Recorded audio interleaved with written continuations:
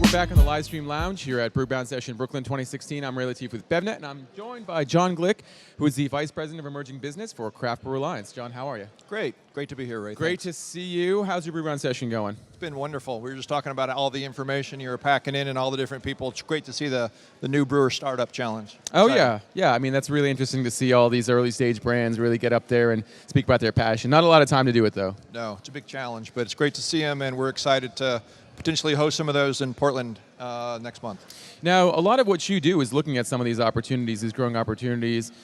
It could be even really early stage brands, at this level as well, could it? Yeah, it could be. I handle emerging business, so it's kind of newly created for us, and that could be a partnership in a lot of different ways. And we have partnered with actually the first new startup challenge winner, the A&B guys in Boone, North Carolina. They're part of our team now, and we sell their brand. They continue to brew great beers, and potentially, some of the people today that are presenting may be part of CBA at some point.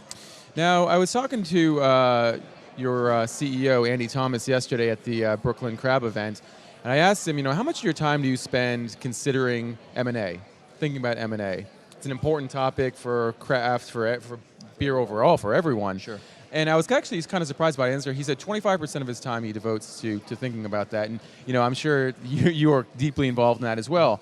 What are some of the considerations that you take and that CBA takes when considering M&A and in partnerships?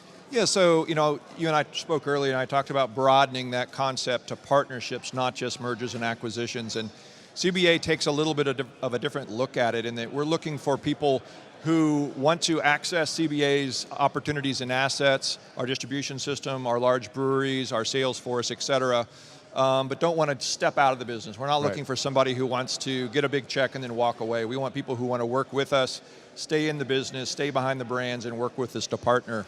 So yeah, we spend a ton of time talking about it. And when we approach people and talk about partnerships, we usually talk about three different things: distribution, production, and then potentially an equity stake.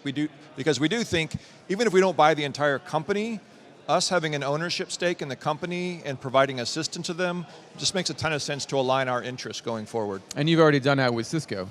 With both Cisco and A&B, we're actually in the process of talking through all that. We talked about it very early on. We had a handshake deal that we want to do an investment in the companies, but we've also talked about, let's get our toes wet, let's get experience working with each other, and then let's talk about how much value we can create together before we go in and buy a piece of the company. So both of those are moving forward. We're actually having talks this summer with both of them to try to get things finalized. Now, there's been a lot of M&A activity with some of the big guys. I mean, clearly, AB and Miller Coors are big into this game. We've seen other players like Heineken, Constellation get involved too. How much of their demand, their interest in buying other brands, factors in what you guys do?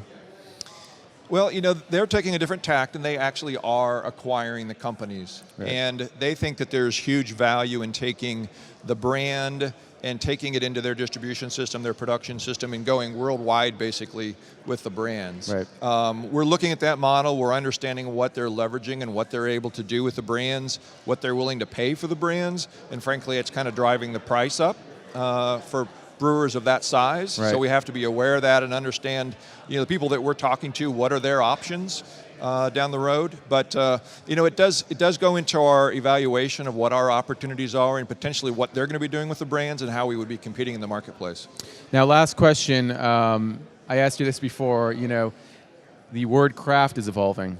Yes. And as it evolves, the word emerging and innovation are evolving as well.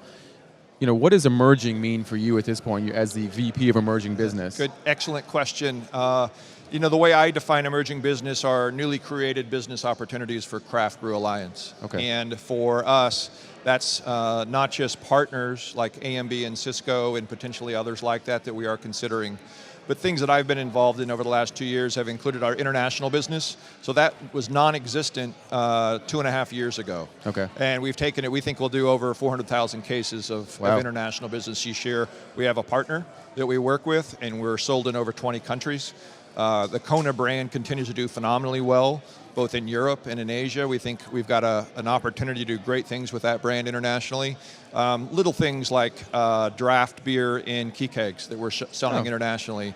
Our getting into cans a few years ago was an emerging business because it was new for us. Pretty traditional, but for Craft Brew Alliance, it was new and emerging, and we needed somebody to kind of manage that process, put together the strategy behind it, and then see that it's implemented, and then potentially hand it off to the rest of our organization to manage and run.